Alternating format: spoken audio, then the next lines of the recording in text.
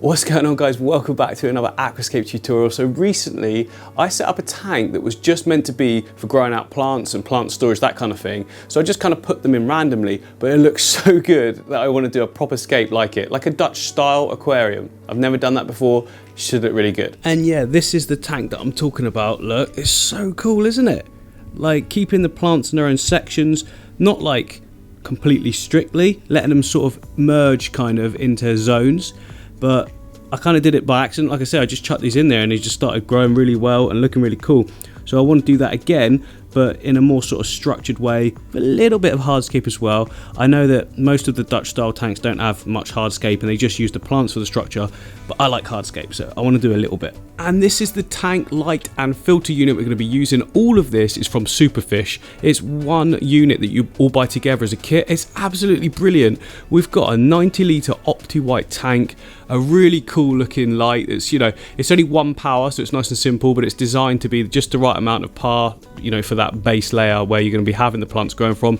We've got a really good hang on the back filter that's also got a a surface skimmer built into it, which is absolutely awesome as well. So not only do you get the surface agitation from the water flowing in, you also get that surface skimming effect, which is brilliant. It's so good having a surface skimmer on any tank, trust me. So the kit also comes with like a white or black reverse backing that you can sort of tape on, but I want to go a step further and actually spray on a black background. And I've finally got hold of some Plasti Dip, which means I can just spray it on and peel it off whenever I want as well with ease.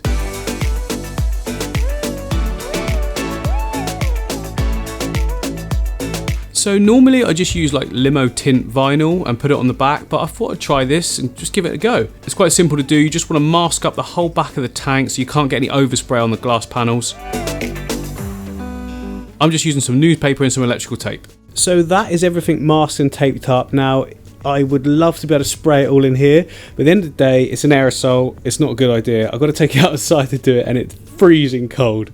Oh, there we go. Look, you can see we've had a fine dusting of snow as well. I want lots more though, but yeah, here we go, ready to spray on. So here we go, look, Plasti Dip. It basically leaves a like rubber coating all over the surface, and you can actually peel it off as well later. You could just use normal paint. That scrapes off, but this peels off, so that could be useful. Maybe it'll come off too easy. I don't know. We'll see.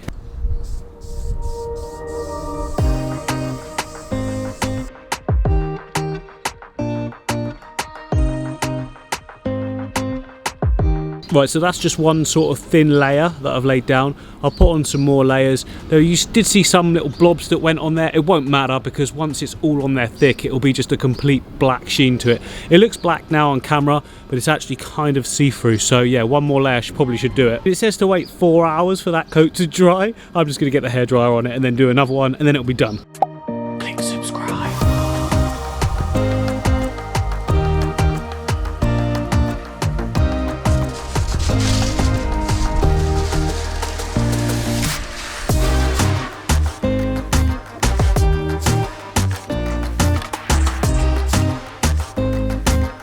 Okay, there we go, looking swish, looking really smart. Now, I could spray the white intake as well, which would work on a white background, but I don't know, I kind of like it. I feel it looks kind of cool in there. I'm just going to leave it. Maybe later on, if I decide when the plants are in there that I want it, you know, to hide, then I'll spray it. But because the spray paint is non-toxic, once it's all dried, it's basically plastic, so it's all good. I really like that at the moment. I think it looks quite cool, that equipment. I'm going to leave it. I'm going to leave it for now. Right, the first thing I want to do is get a nice base layer of nutrients in. There we go. We got a nice little base layer to start. It's quite hard to tell the actual depth of that, so if I come to the side for you, there you go. You can see right there. That's how thick that initially is.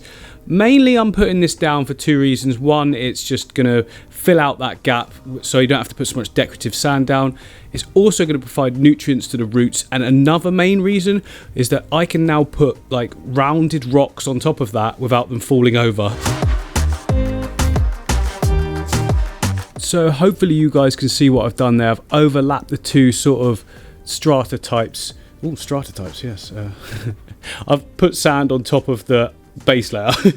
So basically now when I put my rocks in this border section, there shouldn't be any gaps because I can push down into it deep enough so that it sort of crosses the midway point you can see there, and it doesn't mix, so that's quite good. I've done this before and it worked really, really well. The soil doesn't try and migrate through the gaps, is what I'm trying to say, even when there's fish in there. I mean, eventually it will, you know, after months and months, but just for a long time you're going to be nice and clean in the foreground.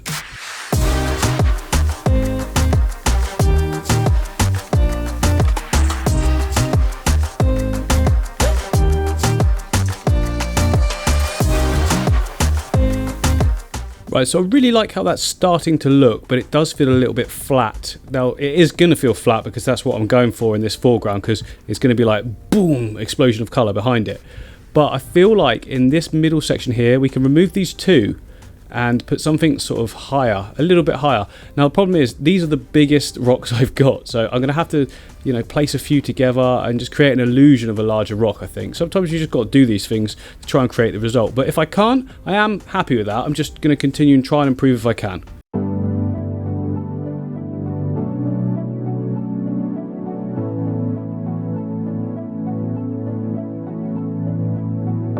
Oh yes, looking smart. Couple of little detail pebbles.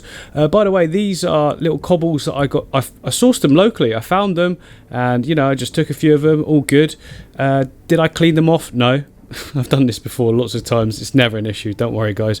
I mean, I live in a very, very clean part of the world. I'm surrounded by countryside, so the worst that can happen is a bit of sheep poo might be on it, but I think we'll be all right. Now, you can see this one here. I've sort of stuck it down because it was balancing, but it has, you know, raised that level to stop it being like a flat wall, and I think it's done a good job of that. But I've stuck it down with some of the old cyanoacrylate Gorilla Super Glue Gel. It works so well. It's all fish and plant safe, so that's all good. Give that about 10 minutes and that thing can't go anywhere. I also glued that one as well. So yeah, because I found that there was too much of a dip in the middle if I didn't put that on top. And also, it's quite an interesting looking rock, isn't it? They're all interesting. I really love these. I don't know what they are, but they're really nice. And at the moment, they're like a grey colour, but once they get wet, they go really dark. So that's going to look awesome against the sand, and then the vibrance of the plants behind it. Well, hopefully vibrant. I mean, maybe they won't grow at all. Yeah, right, who am I kidding? So what you guys can see me doing here is marking out zones. Now, I'm not going to sit and pretend that I know completely what I'm doing. I'm kind of making it up as I go along, but I'm effectively creating channels in which to plant in to stop it looking square on. Do you know what I mean? So you can see there that there's like angles from left to right, and it's all kind of like crisscrossy. So I think for the planting, it's going to work best if we start in the foreground first and then work our way back. That way we won't get sort of taller plants looping over the front. They're not going to be too tall, these plants, because I do want them to be able to sort of grow into the whole scape as well. Usually I like to have a scape finished as soon as the water goes in, but that's not going to be the case with this one. Dutch style tanks, they take a while to sort of grow in and look great. Okay, I think I want to start with this Wenty here, this Cryptocrine Wenty. I kept the label so I knew what it was. It's a really good little plant. It'll grow a bit taller than that as well, so it'll be really good in that foreground. Look at how good all of this looks. Maybe I should just leave this alone.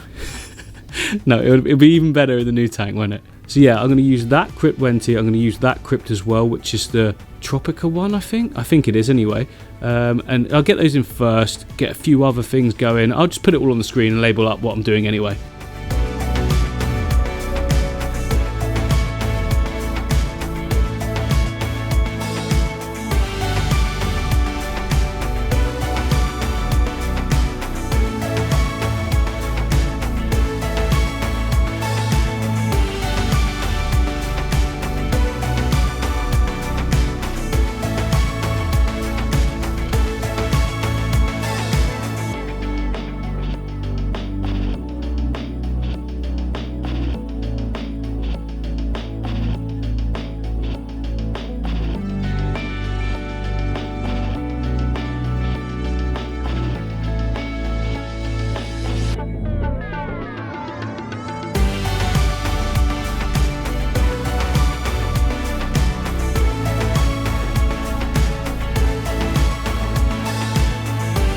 Okay, we are really getting there now. So most of the regulars, regular viewers to the channel will know that there's been one plant that I haven't put in yet.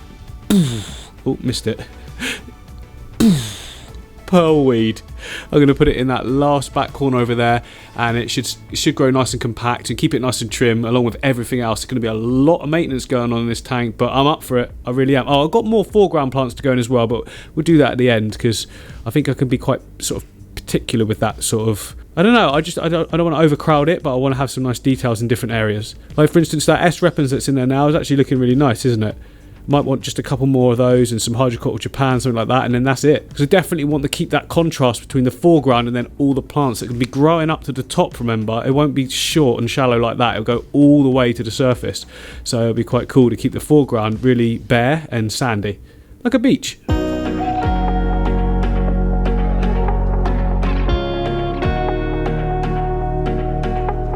Okay, so this is like the most planning and anything I've ever put into any aquascape. It's also the most time consuming as well, but it's time to fill it up now and just see how the plants are sitting. Oh, I can't wait.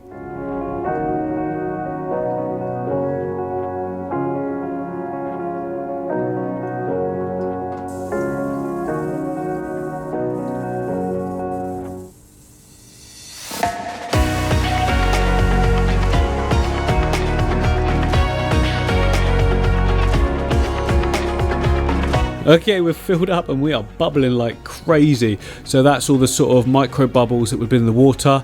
The bubbles floating upwards, you can see though, that's all the oxygen being produced by the plants. Let me focus on the plants, there we go. There's a lot of bubbles. I might as well just leave them, and I think like when I come back tomorrow though, it'll all be clear. But for now, I just want to get that filter started.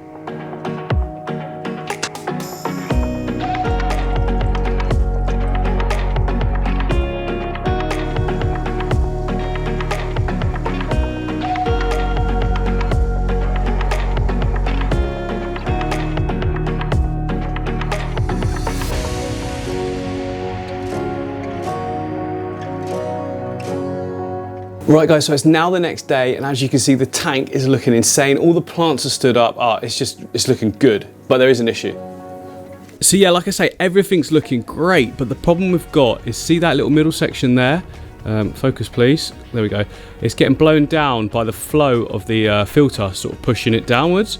Now, initially that's a little bit of an issue because they don't like to be pushed around, stem plants, but as we progress I'll be planting more and more densely, and by that point it won't really make a difference because there'll be so much foliage everywhere that it'll stop the flow, and to be honest it'll actually be helpful to have more flow. So yeah, a little bit of an issue to start with, but you know, as we progress it should sort itself out. Last thing we need to do is just plant a little bit more of this Sterigone repens. It needs to have a few more dotted about just to get that foreground looking even better.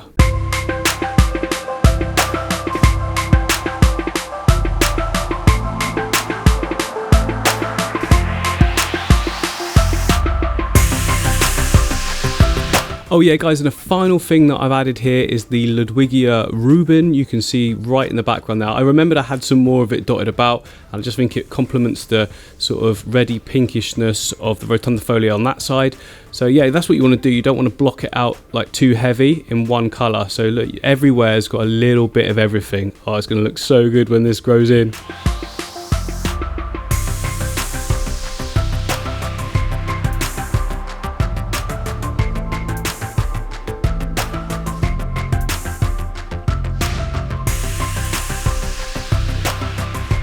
So that is the end of the video guys. If you haven't already, click the like and the subscribe button, and I will see you on the next one.